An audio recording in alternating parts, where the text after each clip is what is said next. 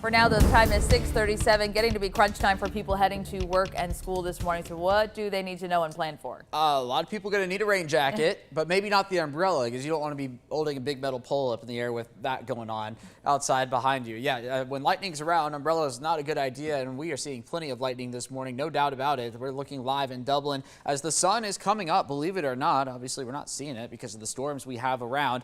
Temperatures this morning on the warmer side, 60s and 70s across central Georgia. Now, we do still have the severe thunderstorm watch in place for a couple of our counties. Crisp has been cleared out in the past few minutes, but it continues technically for Wilcox and then Telfair, Wheeler, Montgomery, and Toombs until 11 a.m., but I do expect it to be canceled long before then. The reason why it goes until 11 a.m. is because the bulk of the watch is actually to the south, and the storms are going to move out of our area. So here's what we've got going on. A lot of lightning and thunder down to the south and east. We've got a steady rain, Macon, Warner Robins, Milledgeville, over towards Forsyth. We'll come back to the north in a minute, but first I want to take you to the active weather. A lot of lightning down on the south side of Dublin and Lawrence County between Cadwell and Soperton this morning. And if you think that's a lot, look down towards Fitzgerald, Ashburn, and getting down into the Tifton area. It continues down there. It's interesting that in Telfair, Wheeler, and Montgomery counties, we've seen a steady rain build in ahead of this main line coming through. So that's going to help the wind speeds not be quite as strong. And I was mentioning the lightning a moment ago.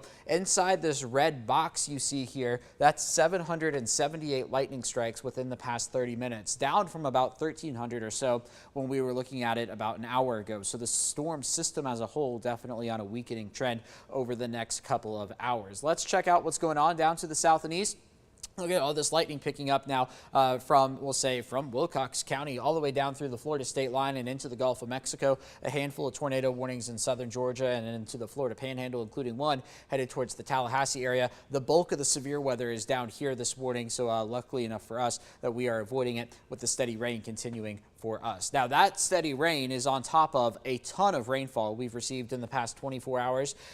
Some spots, that is, 4 to 6 inches of rain in parts of Taylor, Macon, down into Dooley counties. And then once you work your way further north and west, it's not quite as much. In Macon, 2.5, in Perry, 2.9, 2.3 over in Soperton, but then less than an inch in parts of Wilkinson County on into Washington, Hancock, and Baldwin counties here over the past 24 hours. Now, technically, the level 3 is around for another couple of hours until 8 a.m., and then after 8 a.m., it becomes a level 2. But I am expecting this whole system to be moving out of central Georgia by then. We will be hanging on to a 3 today in far southern Georgia, down near the Brunswick area, in fact, south of Brunswick and into Jacksonville. So here's Future View, which has performed absolutely horrendously for the past 72 hours, all right? So if we play this forward to 7 a.m., obviously we've got a whole lot of rain covering us up right now that Future View is not even picking up on. What I want you to notice is just the general trend of the storms getting out of here, and then later on today we'll mix in some sunshine across central Georgia